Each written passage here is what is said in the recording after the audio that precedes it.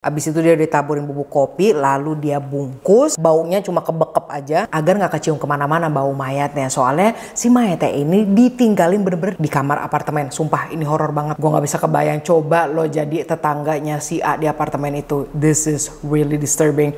Nah beberapa hari kemudian keluarga si A mulai nyariin lah.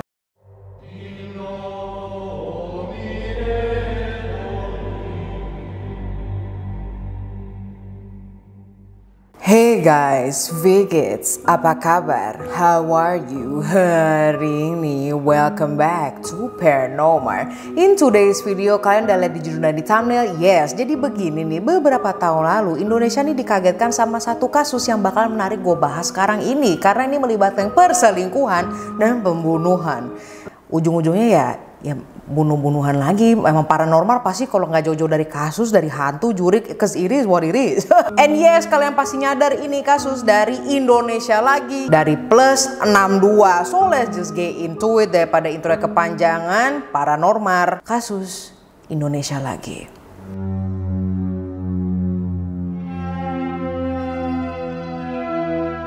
Di video paranormal sebelumnya itu kita kan ngebahas Otong and the Boys ya kan. Itu bukan nama grup band tetapi ya Otong. I'm not even lying to y'all. Dan itu bukan clickbait, beneran Otong but Otong gitu. So dari Indonesia pula. Nah bedanya sama yang satu ini, dia tuh beraksi sendiri alias solo. I'm talking about kalau si Otong and the Boys namanya aja Otong and the Boys. Jadi dia kan dibantuin gitu kan ya. Gue nggak mau spoiler banyak-banyak. Nah tapi kalau ini kasus ini dia sendiri aja melakukan A sampai Z. It's only him. Mari kita perkenalkan, namanya itu adalah Eki Listianto. Laki-laki parubaya yang udah menikah dan dikaruniai anak, dan itu cuma satu pula anaknya yang masih balita. Kalau dilihat-lihat memang si Eki ini tuh hidupnya berkecukupan bersama istrinya. Mereka itu tinggal di daerah Bekasi. Seperti biasa kan ya, luarannya mereka seperti baik-baik aja. Nothing really going on with them. Jadi bisa dibilang keluarganya baik-baik aja gitu loh. Ternyata itu tuh cuma luarannya aja. Dan semua hasil atau income ya, bahasa Indonesia itu pemasukan, seluruhnya itu dari istrinya. Jadi bukan dari Eki. Eki don't work at all. Istrinya ini adalah seorang magister komunikasi yang berlulusan dari UI. So she's smart, you know. Dan setiap hari ini istrinya benar-benar kerja 9 to 5 dari pagi sampai malam untuk memenuhi kebutuhan sehari-harinya keluarganya dia, termasuk Eki. Nah si Eki ini mah aslinya nggak kerja like I say, pengangguran aja. Tapi dia bilang kalau ke istrinya tuh zaman dulu mereka masih PDKT bahwa dia itu udah lulusan teknik pertambangan di Bandung. Tapi yang paling plot twist itu mereka sampai nikah pun istrinya nggak pernah tuh nanyain mana sertifikat kelulusan kamu pertambangan di minyak, whatever there is. Dia si istrinya percaya-percaya aja. Aduh kesian juga ya. This is what I'm trying to tell you y'all. Even though lu smart academically, that don't guarantee you to be manipulated. Jadi gini, pada suatu hari si Eki ini pamit.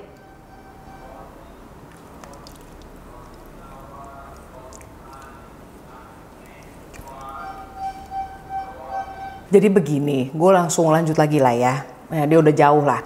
Jadi gini, pada suatu hari si Eki ini berpamitlah kepada istrinya dengan alasan dia menekankan bahwa dia nggak bakalan pulang nih untuk jangka waktu yang deket. Malahan bisa berbulan-bulan karena ada proyek tambang di luar kota. Pada kenyataannya adalah si Eki ini cuma tinggal di kosannya yang dia rent ya di daerah Bekasi juga, and do nothing. Did he really do nothing? Nah, simak baik-baik konten gua ini. No, he did something. Dia itu nggak cuma diem-diem baik aja di kosan Bekasinya itu. And yes, istrinya tuh sama sekali nggak tahu dia itu tinggal di kosan juga daerah sana. No. Jadi selama dia pergi ada proyek tambang itu, dia kan stay di kosan Bekasi. Tetapi yang dia lakukan adalah menjadi con artist, yaitu adalah penipu profesional sih kalau bisa dibilang. Karena memang dia tuh udah berkali-kali melakukan penipuan dan itu selalu works. To the point, ada penipuannya yang itu crossing the line. So, si Eki ini menjadi penipu profesional yang dimana dia mendapatkan mangsa-mangsanya itu dari aplikasi cari jodoh. Ya kita bisa bilang kayak Tinder, you know what I'm saying? Dan tentu saja korbannya itu adalah perempuan yang berduit. Dan lebih jelasnya lagi, perempuan janda yang umurnya di atas 30 tahunan. Bukannya dia punya fetish atau kriteria cewek yang dia suka itu yang lebih tua, enggak. Tetapi ada lagi motifnya. Kan tadi gue bilang yang berduit. Akhirnya setelah berhari-hari nge-swipe dan hampir pengen beli tuh ya kan versi premiumnya biar lebih gampang gitu, unlimited swipes and all that. Ternyata si Eki nge-match deh sama satu perempuan yang masuk banget sama kriterianya Eki. Kita sebut aja inisialnya adalah A. Nama aslinya gue taruh di sini ya. Just in case kalau kalian mau cari di Google some. Nah, si A ini adalah perempuan janda yang sudah berumur 54 tahun yang sempat bekerja juga menjadi eksekutif editor di sebuah perusahaan majalah yang terkemuka di Indonesia. Setelah chatan beberapa hari bersama Eki nih, diketahui juga kalau si A ini sekarang pada waktu itu kerja di swalayan ternama di Indonesia, yaitu adalah Superindo. Dan dia ini di bagian penyediaan sayur-sayuran segar hidroponik. Bagi yang nggak tahu hidroponik ya gue taruh aja di sini. I don't really wanna explain that cause it be complicated. Enggak sih, cuma gue males aja ngomongnya karena pakai bahasa baku. Nah, di sana juga si A mempunyai jabatan yang penghasilnya lumayan lah. Apalagi dia CV-nya udah kelihatan gitu. Dan dari pekerjaan yang pada saat itu di swalayan ternama ini, si A ini bisa loh mempunyai properti sebuah apartemen di daerah Jaksel yang dia pakai sebagai tempat tinggalnya. Dan di sanalah dia tinggal sendiri. And yes, dia itu udah cerai sama suaminya semenjak tahun 2013. Dan ini memperkuat alasannya si A juga kenapa pakai app cari jodoh. Dan seiring berjalannya waktu, si Eki ini berhasil deh bikin si A kecantol. This is when I tell you to be careful with a smooth talking man. Sampai akhirnya mereka bisa setuju deh untuk ketemuan di suatu tempat. Eki ini tuh bikin alibi kalau dia itu juga baru aja nih berkecimpung di bidang hidroponik. Jelah, tuh kan bisa-bisanya gitu loh menganalisa, oh dia kerja di sini, oh dia suka ini, dia nggak suka itu. Ladies, don't reveal too much about your information. Karena kalau lu ngasih tahu informasi terlalu banyak, walaupun itu harmless ya, kayak misalnya, oh iya aku suka anime, I love Nanami Kanto, nanti dia bakal berubah jadi Nanamin. Gak tahu dia bakal beli wig warna pirang terus pakai kemeja warna biru. So you gotta be careful, don't reveal too much unless your influencer mau gimana ya. So anyways, ya udah kan ya, dia tuh laga-laganya, oh iya ya dia kan kerja di bidang hidroponik, gue bilang aja deh kalau gue baru berkecimpungan nih. Nah makanya mereka tuh setuju, apalagi si A tuh excited banget, oh iya ya gue bisa nih ngajarin dia dan ngasih tau lah pengalaman gue kayak apa. Mereka ketemu, mereka bahas lah ini proyek hidroponik. Kenapa gue bilang dia seniat parah itu? Karena si Eki bener-bener mempelajari gitu loh ilmu-ilmu hidroponiknya sebelum dia ketemu sama si A. Jadi pas lagi nanti ketemuan tuh biar nggak kelihatan bego banget, nggak dari nol. Nah dari situlah mereka jadi sering ketemu. Yang tadi yang ngomongin hidroponik jadi lebih ke pertemanan, terus jadi ke masalah keluarga, dan akhirnya mulai pendekatan yang ada bui-bui rasa sayang. Long story short, si Eki udah mulai tuh diajak main ke apartemennya si A, dan begitu juga sebaliknya si A itu juga sering main ke kosannya si Eki. Pokoknya jadi deket, dan anggap deh pada saat itu mereka udah pacaran, bisa dibilang kayak gitulah. Little did she know, si A itu masuk ke perangkapnya Eki. Di tengah-tengah menjalankan si aksinya ini, sesekali juga dia pernah lah pulang ke rumah ke istrinya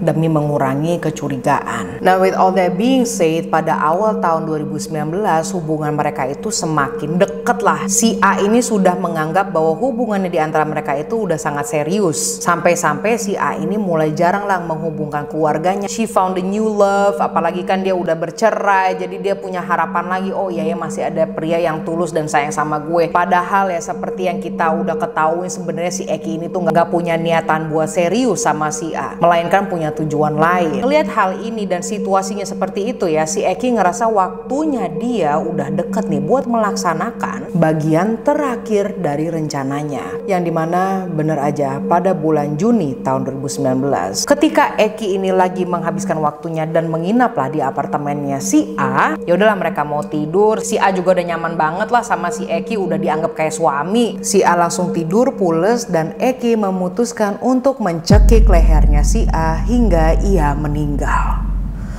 I know it's shocking kok tiba-tiba langsung kayak begitu. It actually happened like that. Bener-bener gak ada indikasinya dia sesadis itu. Esok harinya setelah si A itu mening, Eki masih stay di apartemen itu bersama mayatnya si A. Lalu ia membuat email lah dan mengirim email ke tempat kerjanya si A, yaitu adalah email resign, mengundurkan diri, biar seolah-olah si A ini berhenti kerja dan mempunyai rencana baru untuk hidupnya ini. Selain itu, si Eki juga mengambil alih akun Instagramnya si A, terus posting foto yang dimana itu menggambarkan kalau si A ini lagi di bandara dan mau cabut ke Amerika. Kenapa Amerika? Soalnya si A ini memang pernah tinggal di Amerika sebelumnya bersama mantan suaminya dulu, dan tentu saja di Amerika itu si A mempunyai beberapa temen lah di sana. Gila, kacau banget sih ini orang, bener-bener seniat itu gitu loh, sedetail itu. Nah disinilah main course yang paling keluar. Si Eki ini langsung mengambil uang yang ada di tabungannya si A yang berjumlah 157 juta rupiah. Dan gak lupa juga hak milik apartemennya si A dibalik nama menjadi punyanya Eki. Gue nggak, how is that possible? Gue juga bingung kok bisa balik nama secepat itu ya. But whatever he did, itu bener-bener matang banget rencananya. Serem ya. Setelah itu semua keluar, sorry.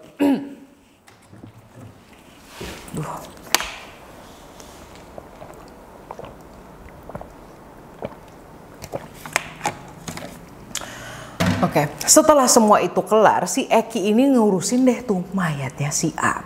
Dan mayatnya ini tuh ditaburin bubuk kopi dulu biar mengurangi bau bangkainya gitu lah ya. Abis itu dia ditaburin bubuk kopi, lalu dia bungkus, baunya cuma kebekep aja agar nggak kecium kemana-mana bau mayatnya. Soalnya si mayatnya ini ditinggalin bener-bener di kamar apartemen. Sumpah ini horor banget, gue nggak bisa kebayang. Coba lo jadi tetangganya si A di apartemen itu. This is really disturbing.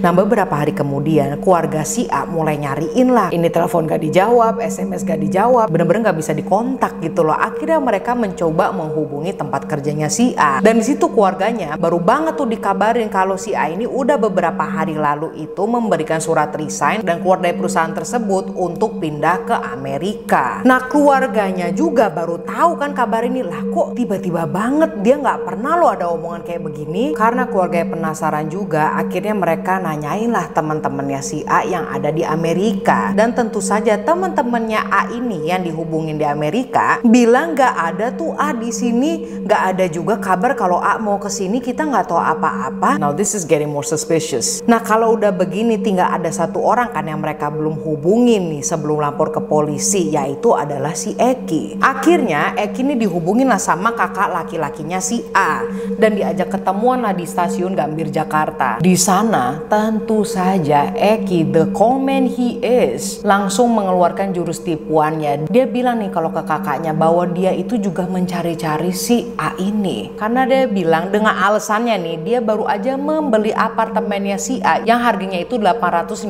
juta rupiah. Dan dia bilang udah balik nama sih mas, tapi tinggal minta tanda tangannya si A aja. Tapi A-nya aja saya nggak tahu di mana, saya cari-cari nih mas.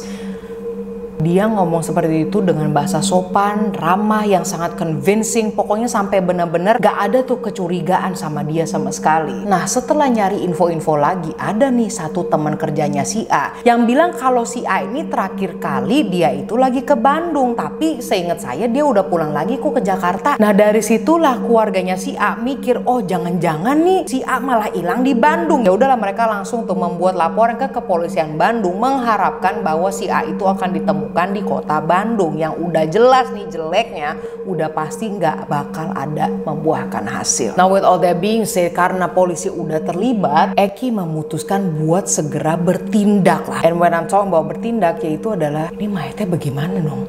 Masa gue taruh di apartemen terus? Untuk mempermudahkan dia menyembunyikan mayatnya si A ini, dia memutilasi mayatnya A menjadi 7 bagian supaya dia bisa masukin ke 2 box kontainer agar bisa dibawa kemana-mana. Jadi nggak cuma diumpetin dalam apartemen gitu loh. Mayat si A ini dikeep dalam box selama 8 bulan. Yes, you heard it right, selama 8 bulan. Dan sama sekali nggak ada yang curiga. Jadi yang bisa kita konklusikan adalah keluarganya itu selama 8 bulan nggak tahu, nggak ada kabarnya tentang si A dari Bandung pun atau dari Jakarta pun. Dan nggak lama setelah itu, Eki memindahkan box tersebut ke kosan Bekasi selama 1 tahun. 1 tahun 8 bulan mayatnya si A berada di dalam box itu dan dibawa oleh Eki. Now kita move forward ya ke bulan Juni di tahun 2021. Eki pindah kosan lagi dan tentu saja boxnya itu dia bawa. Dia pindah ke daerah Tambun Selatan dan udah begitu dia tetap dong yang namanya mencari korban baru dari aplikasi penemuan jodoh. Oh my gosh, yo be careful with the dating apps. Udah berapa kali kita punya kasus dating apps, gak di Indonesia, gak di Australia, gak di Amerika. It do be like this, yo. Dan yang paling disturbingnya itu adalah perempuan-perempuan yang match dengan si Eki ini, dia bawa ke kosan yang udah jelas kosannya itu ada 2 box kontainer yang berisi si A. Itu cewek-cewek yang datang ke kosannya gak tahu. Aneh juga ya, kok udah sebanyak itu cewek-cewek yang datang ke kosannya dia, gak ada tuh segelintir perasaan gak enak atau rasa curiga untuk nanyain aja gitu loh, itu box apa, gak ada sama sekali. Padahal ya itu box ditaruh di dalam kamar mandi yang udah jelas-jelas cewek-ceweknya yang dia bawa itu sempet lah masuk ke kamar mandi. Dan gak lupa juga sesekali dia pulang lah ke rumah istrinya, yang dimana Eki pulang itu dengan tangan kosong, gak pernah bawa duit. Istrinya cuma tahu kalau si Eki itu baru pulang dari proyek tambangnya dia. Ya ampun, ya ampun. Sampailah kita akhirnya di bulan Desember tahun 2022 kemarin banget ya kan, nih kasus sebenarnya masih hangat jatuhnya. Berarti kira-kira Eki tuh udah keep mayatnya si A selama kurang lebih 3 tahun loh. Anjir, serem banget sih. Dan pada bulan itulah si Eki ini tertimpa sebuah masalah, yaitu adalah badannya kurang enak to the point dia beneran sakit. Lalu memutuskan buat tinggal bersama istrinya biar diurusin dan gak keluar uang lagi gitu kan ya, orang dia aja gak punya duit,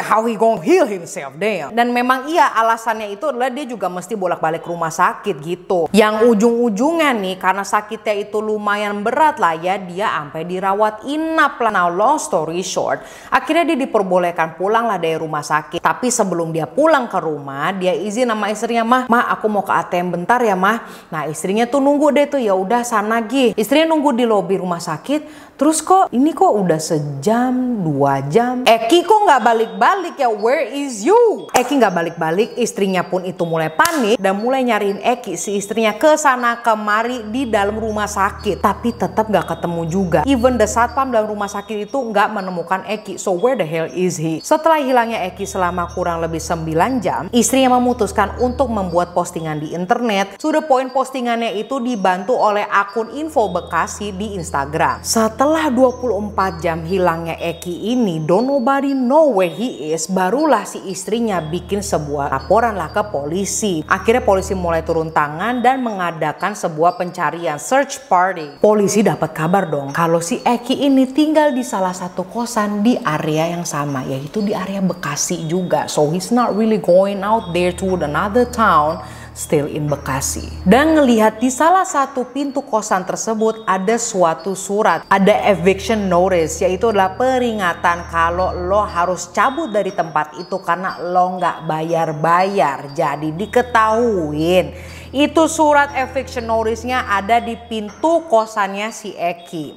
Eki itu nggak bayar itu kosan selama berbulan-bulan. And you know what's really legit? Itu eviction notice-nya bener-bener nyantumin nama panjangnya Eki. Jadi full name-nya 100% match sama nama yang ada di Info Bekasi sama di info laporan yang diberikan istrinya si Eki. So this is legit. Ini tempat tinggalnya si Eki. Setelah ngobrol dengan yang punya kosan dan dapat izin lah untuk menggeledah, akhirnya yang punya kos itu memberikan kunci ke polisi. Polisi buka pintunya and then boom, ya kamar kosan biasa, nggak ada Eki juga, nggak ada apa-apa. Lalu para polisi menggeledah satu persatu barang yang ada di sana. Namanya juga digeledah sama polisi ya kan. Tentu saja box kontainer yang ia taruh di dalam kamar mandi itu juga dibongkar. Pas dibuka, langsung kecium bau yang busuk dan kelihatan kalau itu adalah potongan-potongan tubuh manusia.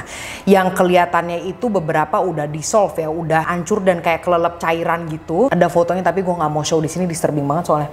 Dan di tengah-tengah keramaian penemuannya polisi itu datanglah sebuah mobil putih yang baru aja mau masuk ke pagar kosannya. Tetapi tiba-tiba nggak jadi dan berusaha mundur untuk kabur. Tetapi ditahan sama polisi karena kenapa? You guess it right. Yang di dalam mobil putih itu tuh yang baru mau masuk adalah si Eki sendiri ini. And matter of fact gak cuma Eki doang yang ditemukan dalam mobil itu. Ada satu perempuan di samping kursinya. Yes, korban barunya si Eki. Dia mau bawa cewek lagi ke kosannya dia itu. Udah jelas-jelas ada eviction notice. Astaga, gak bayar-bayar kosan. Ada mayat pula di dalam kosannya. Mengetahui hal ini, polisi langsung membawa Eki ke kantor polisi dan selang beberapa hari kemudian kepolisian berhasil mengidentifikasikan mayat itu dan mengetahui kalau mayat itu adalah si A. Sekarang Eki harus menetap di ruang tahanan sambil menjalani proses hukumnya hingga Januari 2023.